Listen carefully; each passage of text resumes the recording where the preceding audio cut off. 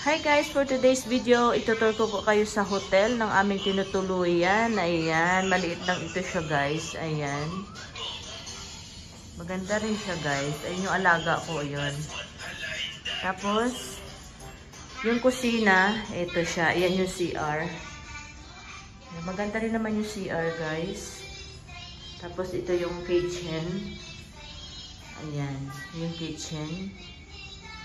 Ayan. Yan, kung gusto nyo magpainit ng pagkain dyan, yan din. Tsaka yun yung lababo. Yan. Malinis. Yan. Ayan. Tapos, buksan natin yung ref kung ano yung laman. Ayan. Walang laman. Sa baba. Ayun. May yogurt at saka juice sa alaga ko yan. Ayan. May nagbebel. Buksan natin.